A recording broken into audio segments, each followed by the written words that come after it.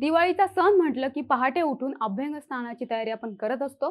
पण तिकडे दूर जम्मू काश्मीरमध्ये देशाच्या सीमेवर बंदूक हातात घेऊन आणि डोळ्यात तेल घालून सैनिक दक्ष असतात. त्यांच्या लेकी सुनांच्या डोळ्यात आपले नवरे सणासुदीला परतण्याची आस दिसत असते. रांगोळ्या, पंत्या, अंगणात आकाशदिवा सगळं काही असतं. पण सीमेवर लढणाऱ्या सैनिकांच्या आठवणीतच त्यांची दिवाळी साजरी होते. किंबहुना प्रत्येक सैनिकाची सुद्धा दिवाळी अशाच आठवणी आणि आस या हिंदोळ्यावर झुलत साजरी होत असते. अशा परिस्थितीत सैनिकांचे मनोबल वाढवावं म्हणून पंतप्रधान नरेंद्र मोदींनी चीनच्या सीमेवर सैनिकांसोबत दिवाळी साजरी करत असतात. पण सीमेवर जाऊन सैनिकांसोबत दिवाळी साजरी करणारे मोदी हे पहिलेच नाहीयेत.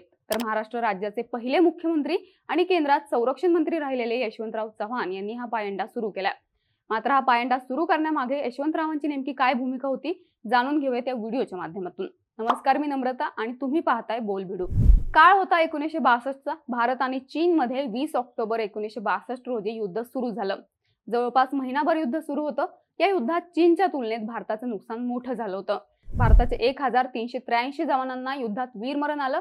भारताचे 1696 जवान बेपत्ता झाले, तर 1047 जवान पकडले गेले. भारताचा जवळपास 45,000 चौरस किमी भाग चीनच्या ताब्यात गेला. सीमावादातून पेटलेले हे युद्ध जवळजवळ महिनाभर चालत होतं. अचानक 20 नोव्हेंबरला चीनच्या लष्कराने एकतर्फी युद्धविरामाची घोषणा केली होती. चीन तेव्हाही शक्तिशालीच होते.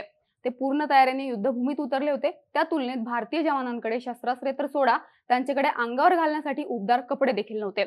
त्यात सरावाचा अभाव. परिणामी भारताला या युद्धात पराभव पत्करावा लागला होता.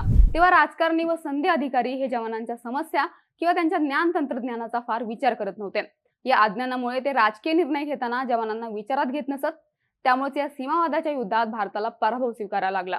ही परिस्थिती भारतासाठी अपमानास्पद होती. त्यावेळची राजकीय परिस्थिती देखील अस्थिर होती. निर्णय क्षमतेचा अभाव जाणवत होता. चीनने कुरापती काढल्यानंतर तत्कालीन संरक्षण मंत्री श्रीकृष्ण मेनन यांना राजीनामा द्यावा लागला होता आणि हिमालयाच्या मदतीला सह्याद्री धावून गेला होता. नवे संरक्षण मंत्री म्हणून यशवंतराव चव्हाण यांची नियुक्ती करण्यात येणार होती. तेव्हा पंतप्रधान असणाऱ्या पंडित जवाहरलाल नेहरू यांनी महाराष्ट्राचे मुख्यमंत्री असलेले कराडचे सुपुत्राला संरक्षण मंत्री म्हणून बोलावले.